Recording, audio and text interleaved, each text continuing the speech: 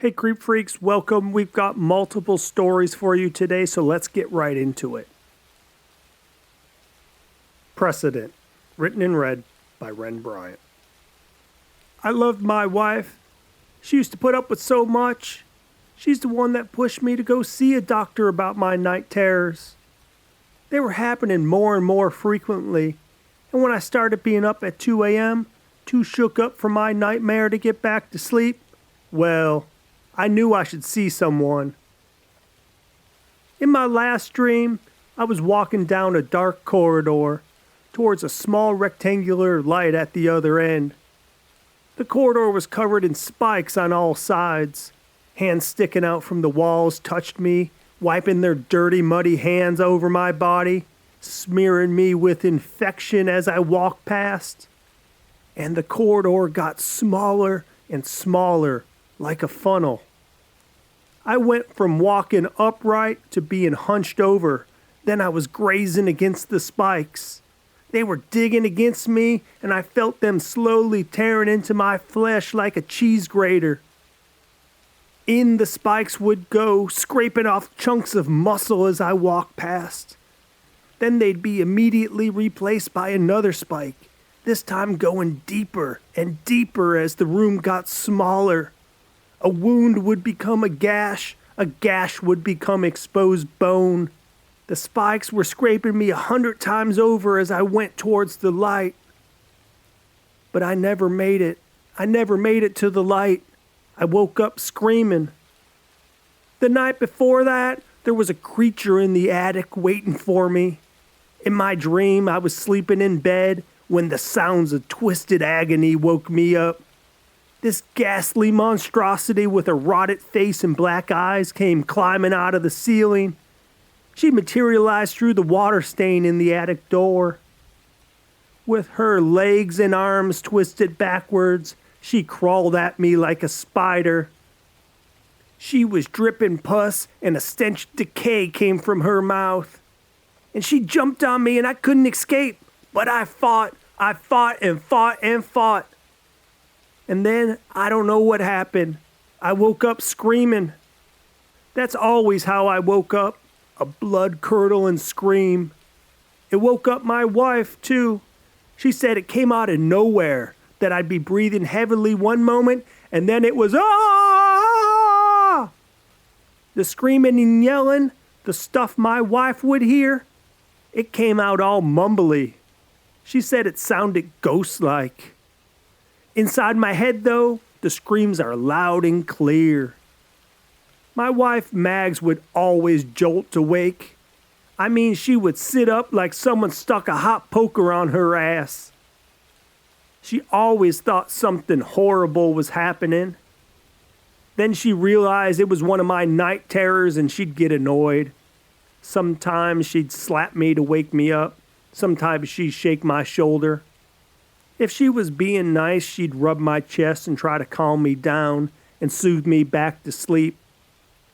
My screaming really freaked her out, she said. Me too, I told her, because when she wakes me up, I remembered what happened in my dream. I told her she shouldn't wake me up, that she's not supposed to do that. I've read on the internet that people with night terrors could get violent or do something bad because they think they're still in their nightmare. I didn't want that to happen. I never intentionally hurt anyone, especially not Mags. Why she slept next to me, I do not know. So after the night terror started coming back all the time, I went to the doc like my wife said I should. The doc said night terrors were pretty rare for adults, but they do happen. He said it could be stress, could be some sort of trauma, or it could be something like sleep apnea. If it's the latter, he said it could be my brain's reaction to not getting enough oxygen. Basically, he said my body could think it's dying, and my thrashing around is my reaction to it. I said, that's some trippy shit, doc. But I told him there's no sleep apnea. I've been tested for that already. I also doubted I had any stress since I was jogging, and as far as I knew, I didn't have any trauma that could have triggered the night terrors. The doc gave me some clonazepam. I don't think he believed it'd do much because he kind of wrote the prescription as an afterthought, just sort of handed me the prescription on the way out without too much discussion. But he said give it a try.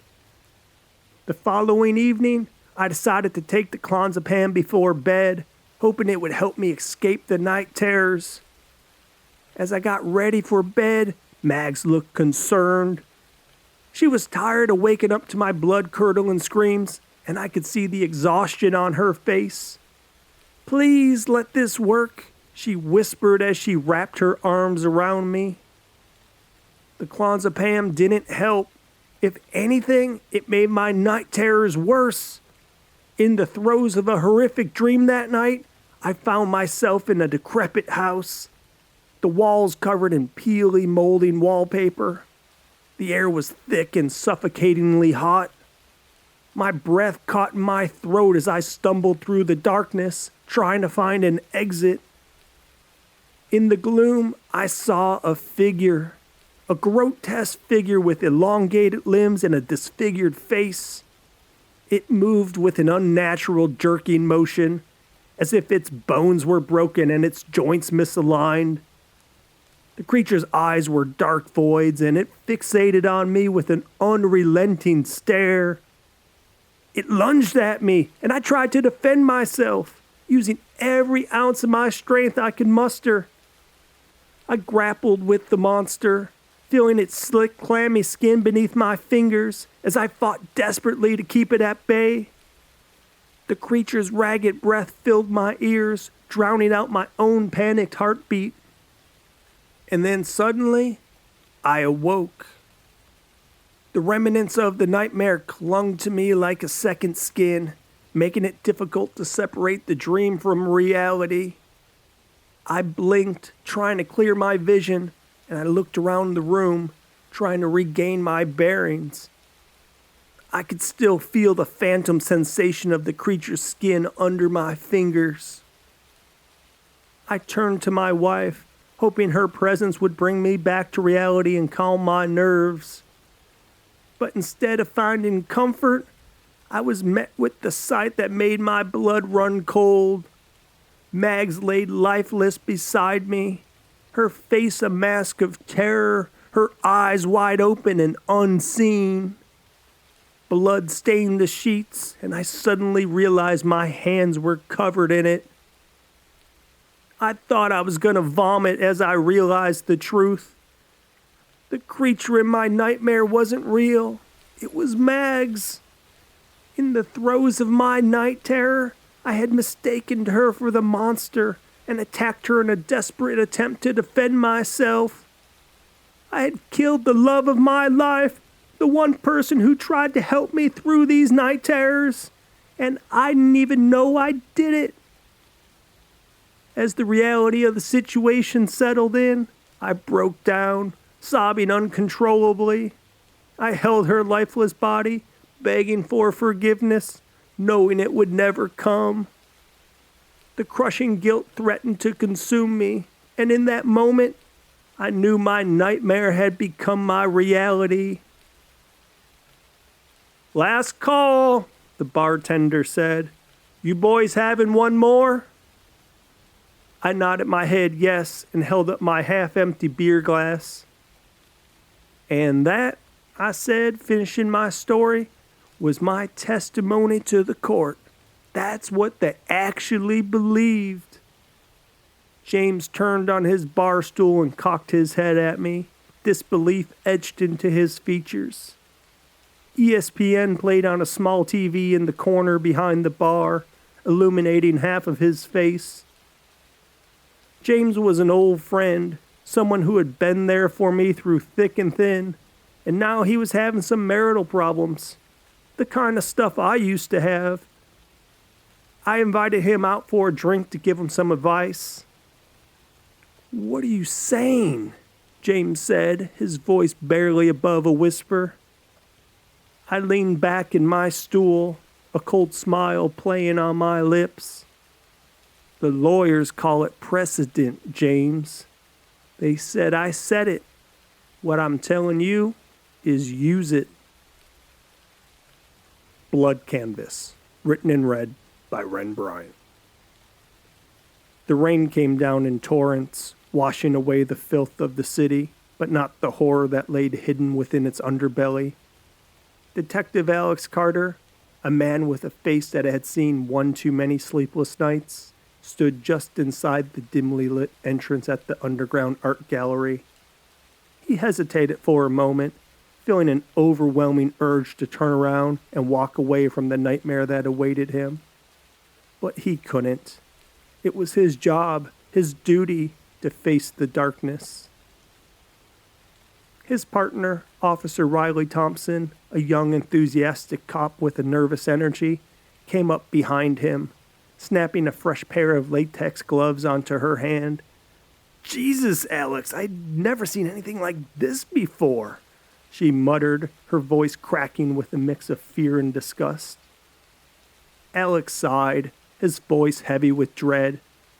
"I've seen some messed up crime scenes, but this is something else." They stepped further into the gallery, their flashlights cutting through the darkness, revealing walls adorned with grotesque paintings and sculptures. The sound of dripping water echoed throughout the space, making it difficult to hear anything else. As they turned a corner, they were confronted with the most horrifying sight yet: the mutilated body of a young woman, transformed into a twisted piece of art. Riley gasped, her hand covering her mouth. "Who would do something like this?" she whispered. Alex shook his head, his eyes never leaving the grisly scene. "I don't know, but we need to find out before they strike again." As Alex and Riley surveyed the scene, trying to gather evidence and make sense of the carnage before them, they couldn't help but be drawn into the macabre world of underground art. Alex had been a homicide detective for 15 years, but nothing in his experience had prepared him for the depravity he now faced. The more they learned about this twisted subculture, the deeper they were pulled into the realm of darkness and obsession. While questioning some of the gallery's regulars, they heard whispers of a mysterious artist known only as the Sculptor, a figure whose gruesome works were legendary within the underground scene. The Sculptor had been active years ago, leaving a trail of grotesque mutilated bodies in his wake, each transformed into horrifying works of art. Then, without warning, he had disappeared, leaving the community to wonder if he had met a grisly end or simply moved on to new hunting grounds. But with this new atrocity, they thought the Sculptor was back. Alex rubbed his chin, his brow furrowed in thought. "This Sculptor guy? He's a ghost. There's barely any information about him." Riley nodded. "But we need to find him, Alex. If he's back, he's not going to stop." As they delved deeper into the case, the horrors they encountered began to take their toll on Alex and Riley's personal lives. Alex's wife, Lisa, a kind and patient woman, grew increasingly distant as her husband became consumed by the investigation. Riley, who was single but had a close-knit group of friends, found herself pulling away from them as well, seeking solace in the bottle to escape the nightmares that haunted her sleep. One evening, as Alex returned home late from work, Lisa confronted him, her voice trembling with emotion. "You're losing yourself in this case, Alex. I can't watch you destroy yourself like this." "I know it's hard, Lisa," Alex replied, his voice cracking, "but I have to see this through. I have to find this monster." Driven by a growing sense of duty and obsession, Alex and Riley became determined to bring the Sculptor to justice before he could claim more lives. They knew they were racing against time as the body count continued to rise and each new crime scene surpassed the last in its grotesqueness. But they faced more than just the challenge of hunting down a sadistic killer. They were also up against a web of underground artists, collectors, and criminals. all who seemed to be entangled in the sculptor's morbid designs. As the case consumed them, their personal lives began to unravel even further, as Lisa struggled to understand her husband's fixation on the case and the darkness that it brought over their home. Riley's friends could no longer ignore her self-destructive behaviors, and they staged an intervention, begging her to seek help for her growing alcohol addiction. But despite their pleas, Riley couldn't tear herself away from the pursuit of the sculptor. "I can't stop now," Riley told her friends, her eyes filled with determination. "I won't rest until he's behind bars." With each new lead they followed, Alex and Riley found themselves getting closer and closer to the sculptor. But the horrors they encountered seemed to grow both in intensity and complexity, as if the sculptor was taunting them with his gruesome artistry. And as they unraveled the mystery, they learned that the sculptor had amassed a cult-like following amongst the underground art scene. These fanatics not only admired his work, but actively assisted in his macabre creations, providing him with the resources, locations, and even the victims he needed to continue his reign of terror. In a series of setbacks, the detectives were betrayed by a seemingly trustworthy informant. Their lives were threatened, and they faced mounting pressure from their superiors to abandon the case in favor of more manageable crimes. But Alex and Riley refused to give up, even as their personal lives continued to spiral out of control. Just before being pulled from the case, the detectives got a lead on the underground abode of the sculptor. Alex's heart raced as he and Riley crept through the shadows of the sculptor's hidden lair. His flickering flashlight revealed the gruesome tableau before them, a towering, monstrous creation, assembled from severed limbs and disfigured faces, each in various states of decay. The air was thick with the stench of rot, while the very atmosphere seemed to twist and shudder, as if infected by the madman's obsessions. "Welcome to my magnus opus!" The sculptor's voice slithered through the chamber, as cold and merciless as the grave. Riley's eyes widened, and she gripped her pistol tight.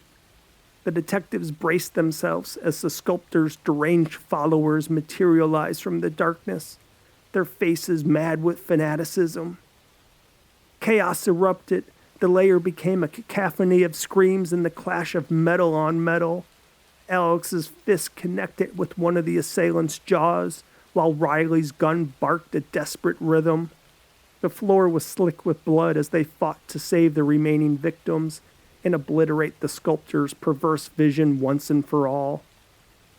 Riley's eyes locked onto the sculptor, who stood amid the carnage with a deranged smile.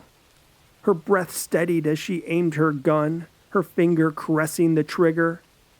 With a determined exhale, she squeezed it. The bullet found its mark, tearing through the sculptor's forehead. His smile vanished, replaced with the blank look of death before he dropped to the floor. The once fanatical followers froze, their gazes darting between their fallen leader and the unwavering detective. Seizing the opportunity, Alex bellowed, "Get out now! Get out or you'll end up like him!" As if waking from a nightmarish trance, the followers scattered like roaches exposed to light, their devotion crumbling under the weight of self-preservation. Riley kept her weapon trained on the madman, her expression hard and resolute, while Alex secured the remaining victims.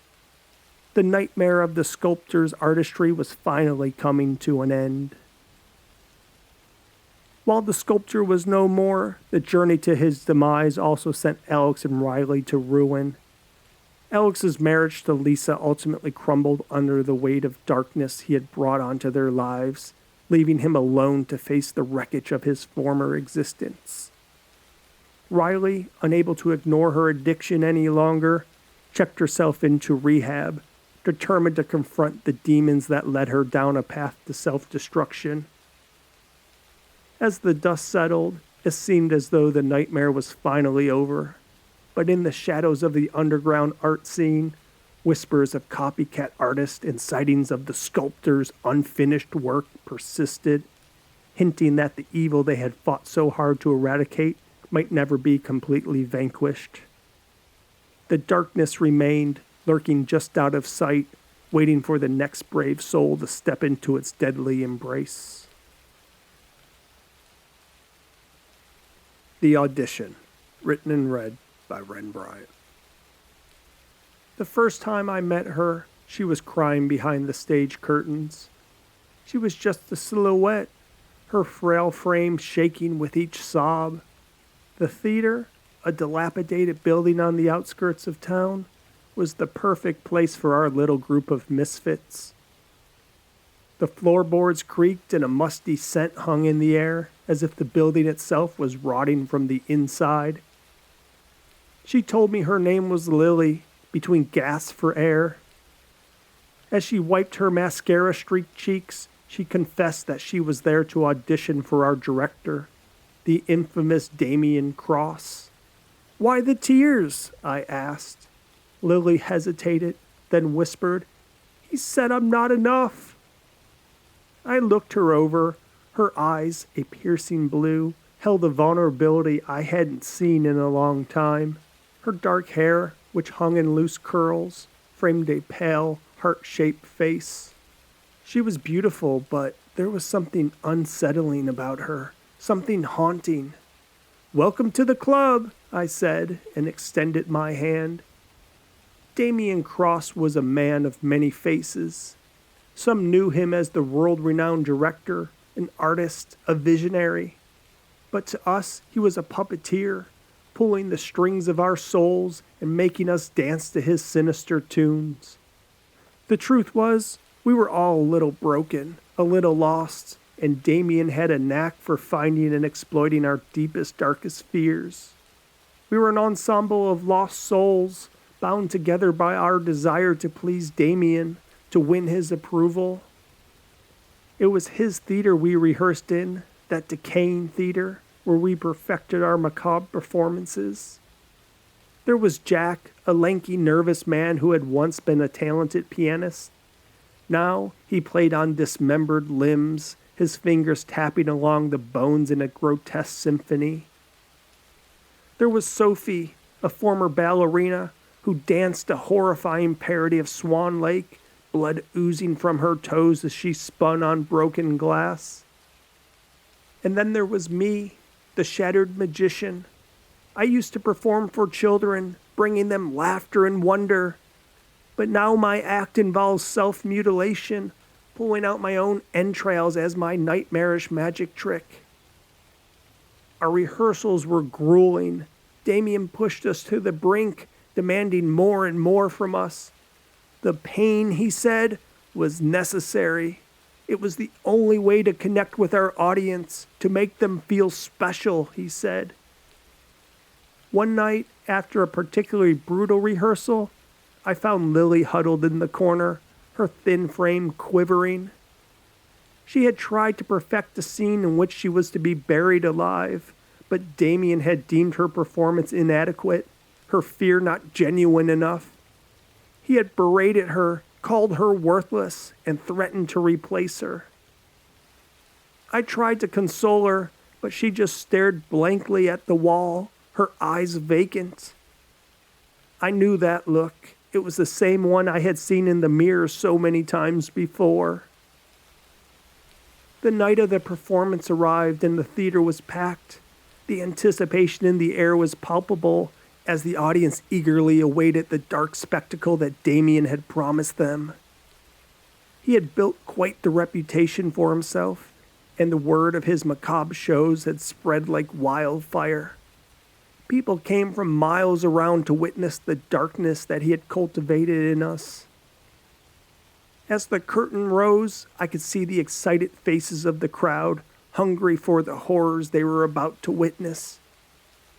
As we began our dreadful acts, the audience gasped and squirmed in their seats, but they couldn't tear their eyes away from the stage. Finally, it was Lily's turn. She stepped into the spotlight, her fear shining through her trembling body. The audience held their breath as she was lowered into a coffin, and the lid door slowly closed above her. As the minutes ticked by, the audience began to shift uncomfortably in their seats. The tension in the room was suffocating. Suddenly, Damien appeared on stage, a sinister grin on his face. He approached the coffin and raised a sledgehammer, bringing it down with a sickening thud. The audience gasped, but Damien continued, his blows increasing in intensity. The coffin splintered, and the sound of crushing bone filled the theater. The crowd looked on in horror, but no one moved. They were paralyzed by the gruesome scene unfolding before them. I couldn't take it any longer. I rushed onto the stage, desperate to stop the madness. But when I reached the coffin, I froze. Lily was gone, and in her place was a lifeless mannequin, shattered and broken. Damien laughed, the sound echoing throughout the theater. Turning to address the audience, he said, "True horror lies not in what you see, but in what you imagine." The audience erupted in applause, the macabre twist feeding their dark desires. They had been deceived, but they loved it. They craved fear, the twisted thrill that Damien had given them. As the curtain fell, I realized that Lily had never been in danger. It had all been an elaborate illusion, carefully crafted by Damien. But the fear I had seen in her eyes, that was real. It was a fear that now consumed me as well. I couldn't stay in this twisted world any longer. I had to escape, to leave Damien and his sick games behind. I found Lily backstage, her tear-streaked face a reflection of the pain I felt inside. We didn't need to say anything. We both knew we had to leave, to find a way out of this darkness. As we slipped out of the theater, hand in hand, I felt a flicker of hope. Maybe we could start over, find a new life away from the horrors we had experienced. But as we stepped into the night, I couldn't shake the feeling that Damien's shadow still loomed over us, that we would never truly be free. The years passed and Lily and I found solace in each other. We built a life far from the world of twisted performances and macabre illusions. We tried to forget, to heal the wounds that Damien had inflicted upon our souls. But the past had a way of catching up with you. One day we received an invitation in the mail, a thick black envelope adorned with a single red rose. Inside was a ticket to the show, signed by Damien himself. The memories came flooding back, the darkness threatening to engulf us once more. We knew we couldn't go, that we had to stay far away from Damien and his twisted world as possible. But the pull of the past was too strong. The years had not been kind to that decaying building. The walls were even more rotted, and the floorboards had big holes in them. But the audience was still there. They were hushed, their eyes wide in anticipation. As the curtain rose, we were transported back to a world we had tried hard to escape. Damien appeared on the stage, unchanged by the passing years. His eyes met ours and a sinister smile spread across his face. He had been waiting for this moment, for the opportunity to drag us back into his twisted realm. The show began, and once again, we were captives to Damien's nightmarish world. The acts were more horrifying than we remembered, each pushing the boundary of what we thought possible. But as the show went on, I felt a newfound sense of determination. We had escaped once, and we could do it again. We could just leave. As the final act approached, Lily and I exchanged a glance, steeling ourselves for whatever horrors Damien had in store. The lights dimmed, and the stage was bathed in an eerie red glow. A figure appeared, shrouded in darkness. It was Lily. I felt my heart race as I watched her take center stage. She was dressed in a flowing white gown, her face a mask of terror. Damien emerged from the shadows, a cruel smile playing on his lips as he approached her. "Ladies and gentlemen," he announced, his voice cold, "I present to you the finale, the ultimate test of fear." He revealed a gleaming knife and held it to Lily's throat. The audience gasped, their eyes glued to the stage. I knew it was a trick, an illusion meant to manipulate our emotions, but that didn't make the fear any less real. Just like before, I couldn't stand by and watch any longer. I leapt onto the stage. Damien's eyes went wide in surprise, but he quickly regained his composure, and that familiar sinister grin spread across his face. "Ah, he returns," Damien said, tightening the grip on his knife. "Do you really think you can escape me?" I stood my ground, refusing to let Damien's words shake me. I looked into Lily's eyes, and in that moment, something changed. The fear that had once consumed us began to transform, giving way to fierce determination. As one, we lunged at Damien, fighting him back against the darkness that had held us captive for so long. The audience looked on, their shock quickly turning to excitement as they realized they were witnessing something truly extraordinary. In the struggle, the knife fell from Damien's hand, clattering to the floor. We moved as one, our fear replaced by strength. Damien's grin faltered as he realized he was no longer in control. As we overpowered him, the audience erupted in applause. They had come to seek horror, but they had found something much more powerful, the triumph of the human spirit over the darkness that sought to consume it. We left the theater that night, hand in hand, our heads held high. The darkness could no longer control us. As we walked away from the crumbling building, the sinister shadow of Damien Cross finally receded, leaving us to step into the light of a new day, free at last. The Whispering Woods, written and read by Ren Bryant. Beneath the dark brooding canopy of the ancient woods, the shadows whispered secrets that no living soul should ever hear. The town of Willow's End had stood at the edge of these woods for centuries, and the tales of strange happenings and sinister beings had become a regular part of the local folklore. Yet despite the stories and warnings, there were those who ventured into the Whispering Woods, drawn by curiosity, or perhaps something darker.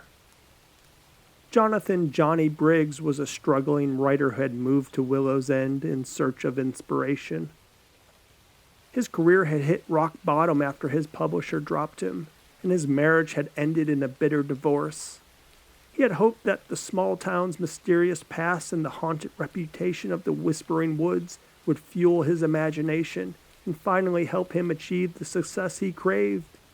Little did he know that fate had a different plan for him. Johnny had rented a small cabin at the edge of the woods, where he spent most of his days typing away on his old typewriter. He had been working on a horror novel set in Willow's End, but he was plagued by writer's block. Desperate for a breakthrough, he decided to venture into the woods to immerse himself in the chilling atmosphere that had haunted the town for generations. As Johnny walked deeper into the woods, he felt like he was being watched. The gnarled branches of the trees seemed to bend and twist like fingers, reaching out to grab him as he passed. The wind whispered through the leaves, speaking a language that Johnny couldn't understand, but that filled him with dread. He came across an old dilapidated house, partially concealed by the overgrowth of vines and ivy. The house seemed to have been abandoned for decades, and yet there was an eerie sense that it had been waiting for him. As if drawn by an invisible force, Johnny approached the house, his heart pounding in his chest. The front door creaked open, revealing a dark, musty interior. Johnny hesitated for a moment, but then stepped inside, feeling an odd mixture of fear and exhilaration. The house was a labyrinth of dust-covered furniture and cobwebs that hung like tattered curtains. As Johnny explored the rooms, he found himself in what appeared to be a study. A large dust-covered desk stood in the center of the room, and on it lay a leather-bound journal. Intrigued, he picked it up and began to read the faded ink.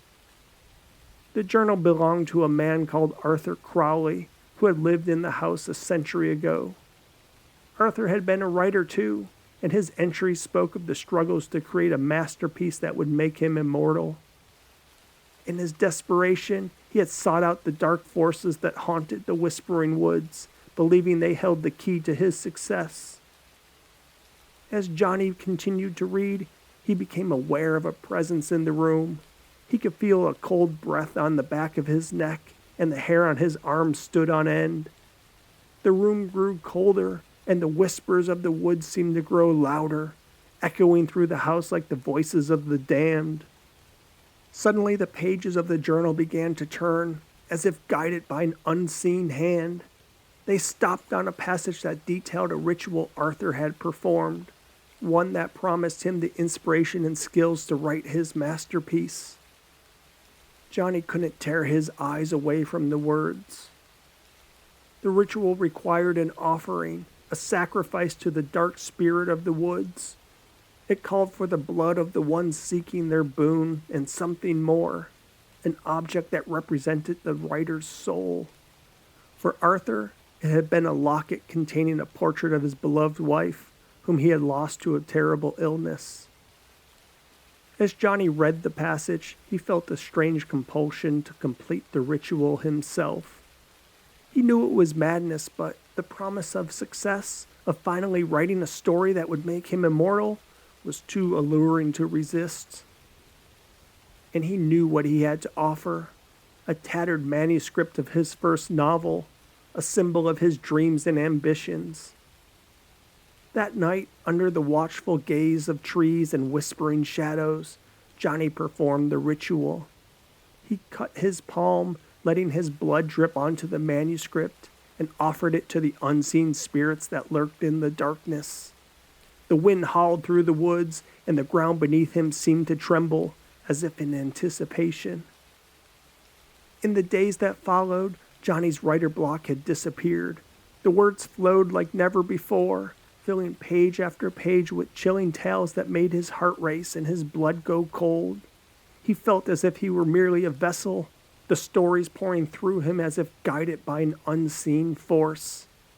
The sensation was intoxicating, and Johnny reveled in his newfound creativity.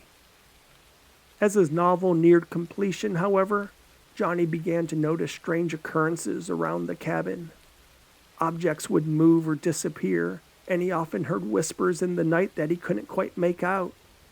The darkness of the woods seemed to be creeping closer, the shadows reaching for him with their gnarled fingers. One evening, as Johnny sat at his typewriter, a chilly wind blew through the cabin. He shivered and looked up, his heart catching in his throat as he saw a figure standing in the corner of the room. It was Arthur Crowley, his eyes hollow and filled with a darkness that seemed to swallow the lights. "You have summoned us." Arthur's voice was like the rustling of leaves in the wind. "And now we are bound together." Johnny realized the terrible price of his bargain. The dark spirits of the Whispering Woods had indeed granted him inspiration, but they also claimed his soul. He was now one of them, a creature of the shadows, forever bound to the haunted woods and the house that had once been Arthur Crowley's prison. As the shadows closed in around him, Johnny tried to scream, but the sound was swallowed by the darkness.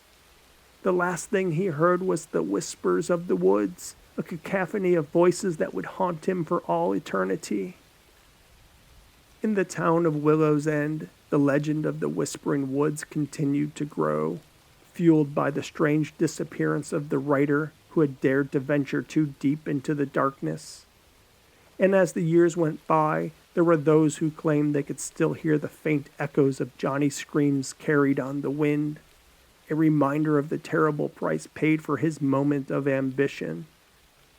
But the woods were patient, and the shadows whispered their secrets, always waiting for their next curious soul to wander too close to be drawn into their embrace.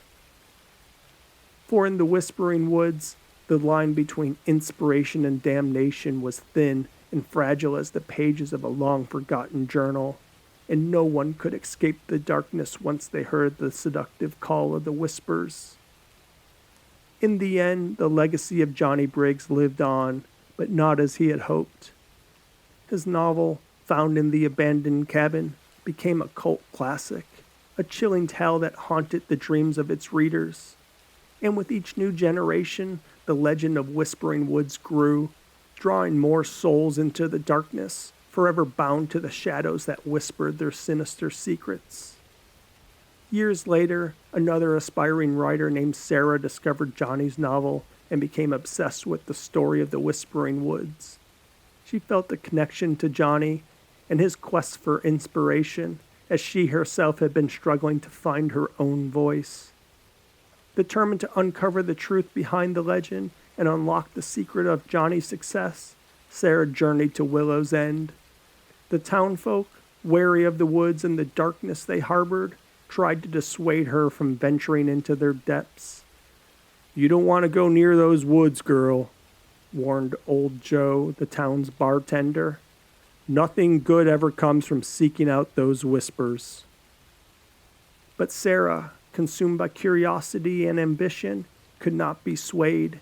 She found the cabin where Johnny had lived, now abandoned and overgrown, and began her investigation. As she delved into the chilling history of the Whispering Woods and pieced together events that had led to Johnny's fateful bargain, she came to a crossroads. She could choose to heed the warnings and leave the woods and their secrets behind, or she could risk everything in the pursuit of inspiration and success. With the whispers of the woods beckoning her, Sarah made her choice. And so, the darkness of the Whispering Woods claimed another soul, bound by the seductive call of ambition, and forever trapped in a web of shadows and whispered secrets.